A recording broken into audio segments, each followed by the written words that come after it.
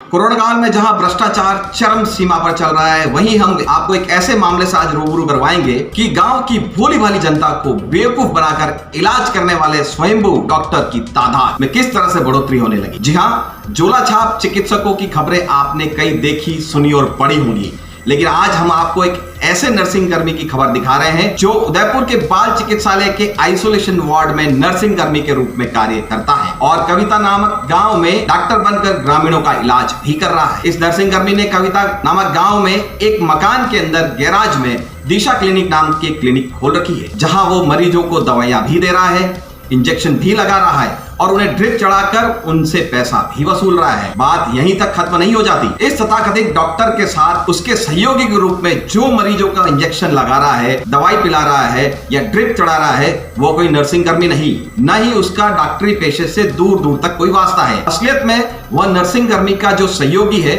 वह एक पंचर की दुकान में पंचर लगाने का काम करता है और साथ ही नर्सिंग कर्मी के सहयोगी बनकर दूसरे भोली भाली जनता का इलाज भी कर रहा है। इस पूरे मामले को जब मीडिया ने मुख्य चिकित्सा एवं स्वास्थ्य अधिकारी डॉक्टर दिनेश खराड़ी के सामने रखा, तो उन्होंने इस मामले की गंभीरता को देखते हुए तुरंत कार्रवाई करने के आदेश दे दिए और साथ में टीम रवाना करने का भी आश्वासन दिया। चलिए आपको सुनाते हैं क्या कुछ कहा डॉक्टर दिनेश खराड़ी ने। कोविड काल में हमारे पास शिकायत थी, जगह जगह पे कुछ झोला छाप कहीं हैं, तो ये पेशेंट को रोक रहे हैं और अनावश्यक देरी की वजह से पेशेंट की जान जोखिम भी डाल सकती है।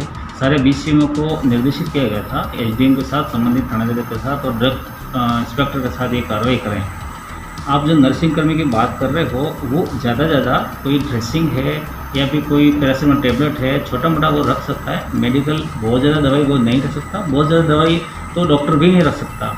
उसके लिए बाकायदा लाइसेंस लेना होता है एडिशनल ड्रग कंट्रोलर से और उसके लिए डी फार्मा चाहिए होता है, तो ऐसा वो नहीं कर सकता। अगर वो कर रहा है और आपने जाकर अगर वो, तो उसके विरुद्ध मैंने ब्लॉक सीएमएचओ को निर्देशित कर दिया, वहाँ वो छापा मार के कार्रवाई कर लेंगे। पर एक बार में अगर वो पकड़ में नहीं आता है, हो सकता है बंद मिले तो टीम दोबारा जाएगी। जैसा कि हमने उनसे बात करने का प्रयास किया तो उन्होंने कहा था कि साहब, मैं बाल चिकित्सालय के अंदर नर्सिंग कर्मी हूँ और मैं अधिकृत हूँ, मैं कुछ भी कर सकता हूँ।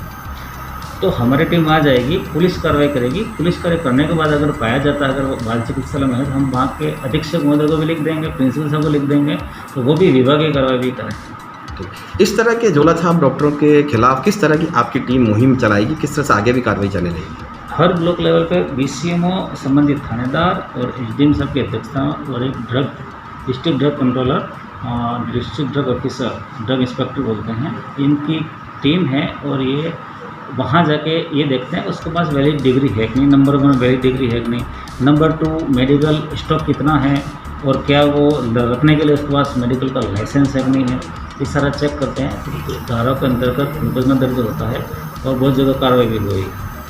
जैसे ही डॉक्टर दिनेश खराड़ी के कार्रवाई के आदेश चिकित्सा प्रभारी डॉक्टर नवीन को मिले, तो वो सुकेर थाना पुलिस के साथ कविता नामक गांव में पहुंचे, जहां पर एक मकान के गैराज में बनी दिशा क्लिनिक नामक क्लिनिक पर बैठे एक व्यक्ति से मिले।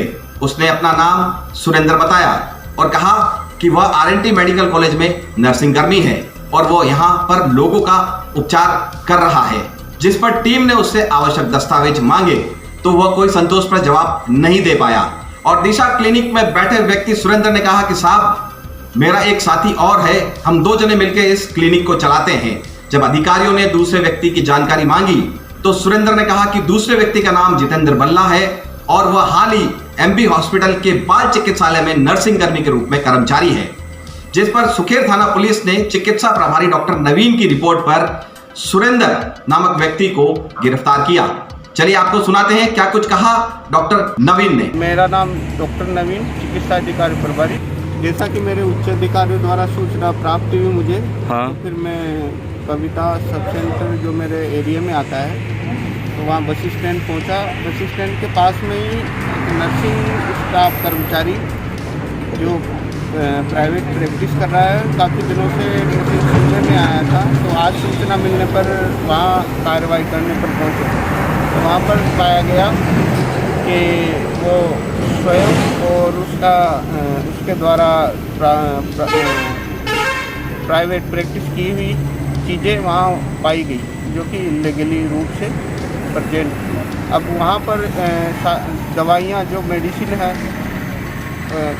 टेबलेट फॉर्म में है, पीने की है, इंजेक्शन फॉर्म में है, वहाँ पाई गई। और बायोमेडिकल वेस्ट भी पाया गया जिसका निस्तारण किसी भी प्रोटोकॉल के दौरान कोई ध्यान नहीं रखा गया है। उससे पूछा गया कि ये इन दवाइयों का क्या निस्तारण है, तो कोई संतोषपूर्ण जवाब नहीं मिला। डिग्री के बारे में ऐसा पाया गया कि वो एक नर्सिंग कर्मचारी है, तो अगर नर्सिंग कर्मचारी है तो ये अवैधानिक इलीगल रूप से ये प्राइवेट प्रैक्टिस में पाया गया है, तो इसके खिलाफ कार्रवाई के तहत आज यहाँ कविता में इसके यहाँ कितने लोगों को पकड़ा है वहाँ से मौके से? अभी तो मुख्यतः ऑन द स्पॉट ओनली एक आदमी पाया गया। दूसरे और कोई जानकारी? दूसरा